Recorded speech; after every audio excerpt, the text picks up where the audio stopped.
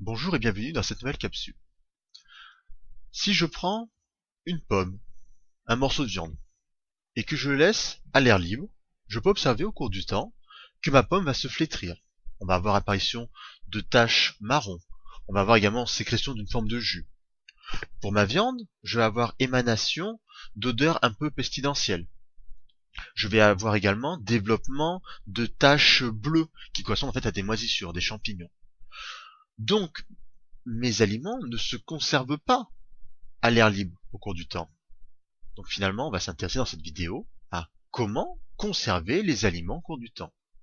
Et pour cela, nous ferons un voyage historique pour voir les différentes techniques qui ont été utilisées pour conserver les aliments. Commençons ce beau voyage par la préhistoire. D'abord, consommateurs immédiats des produits de la chasse ou de la cueillette, les hommes préhistoriques utilisent rapidement des techniques de conservation. Deux principales. Le séchage, qui va se faire au soleil ou au vent, qui a pour principal objectif bien, de déshydrater les aliments. Deuxième technique, ce qu'on va appeler le fumage, qui va se réaliser durant plusieurs heures, où on va fumer la viande et le poisson.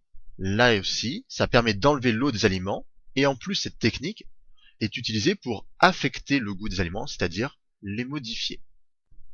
Donc on avance dans le temps, et à présent à l'Antiquité, à l'époque des Romains à peu près, les Romains vont pratiquer une nouvelle technique qui est le salage des aliments. C'est-à-dire que en fait dans une eau très salée, l'eau est retirée des cellules de nos aliments par un phénomène qu'on appelle l'osmose.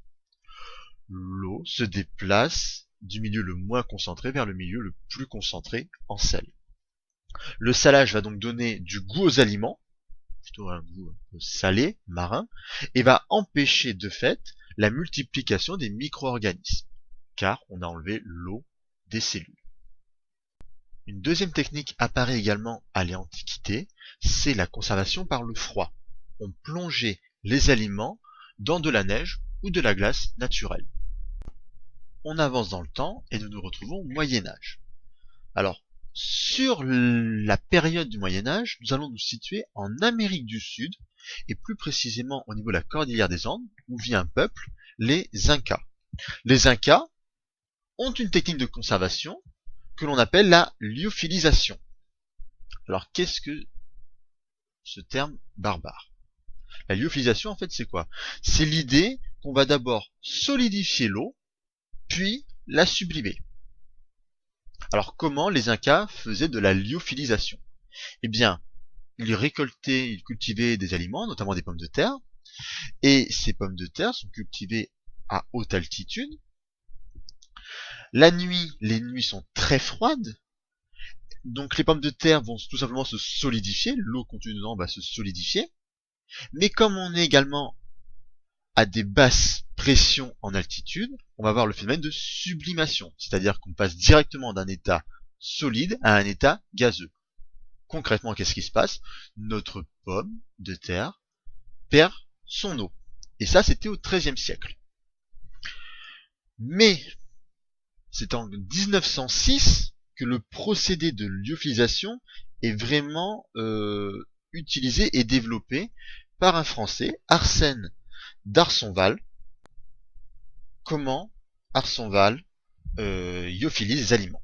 Tout d'abord, il réalise ce qu'on appelle une surgélation, c'est-à-dire qu'il va amener les aliments à moins 80 degrés, de manière très rapide.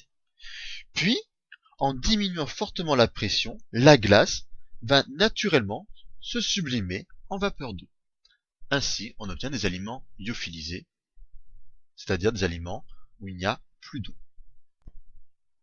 On fait un grand bond dans le temps et nous arrivons en 1795. 1795, c'est l'année où Nicolas Appert, un Français, met au point ce que l'on va appeler l'apertisation. C'est une technique de mise en conserve qui consiste à mettre l'aliment dans un récipient étanche, à l'air, puis de détruire les micro-organismes par chauffage. Cette destruction des micro-organismes se fait donc à la chaleur, à des températures supérieures à 121 degrés.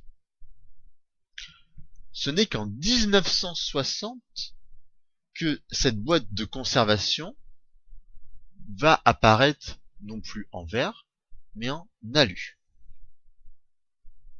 Donc l'apertisation est encore un procédé de conservation qui est encore utilisé aujourd'hui.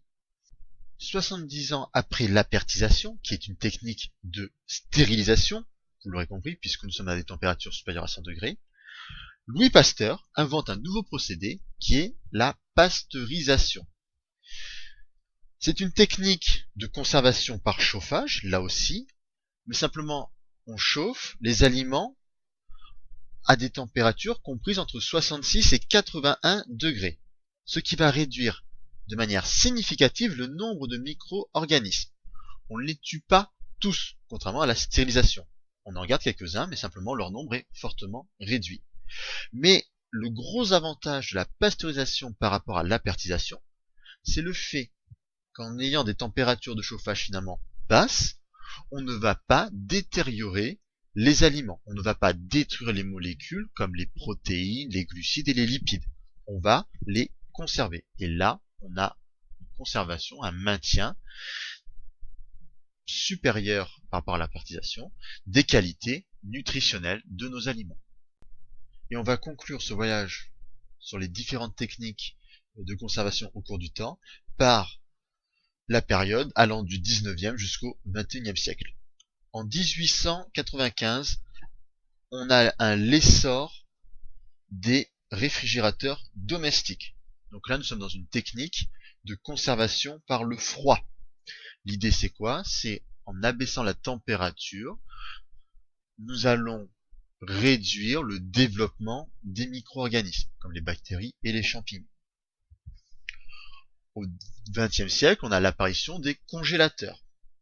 Les congélateurs, on met une température qui est à moins 15, moins 18 degrés. Là, on bloque le développement des micro-organismes, sans toutefois les détruire intégralement.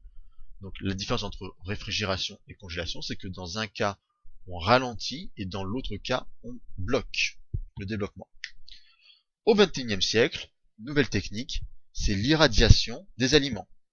Donc là, qu'est-ce qu'on fait? Il y a des rayons ionisants qui vont détruire l'ADN des cellules et qui vont donc tuer les bactéries. Et cette technique a un énorme avantage qui est appelé pasteurisation à froid, c'est qu'elle est sans danger pour le consommateur. Et troisième technique sur cette période-là, c'est l'utilisation de conservateurs. Donc on va ajouter des conservateurs qui peuvent être chimiques ou naturels, l'idée étant toujours d'améliorer la qualité et la conservation dans le temps des aliments. Alors vous savez, aujourd'hui, cette histoire d'addition de conservateurs suscite une polémique, car on ne sait pas s'ils sont dangereux ou non pour la santé. Débat à suivre dans les années qui viennent. Je vous remercie de votre attention.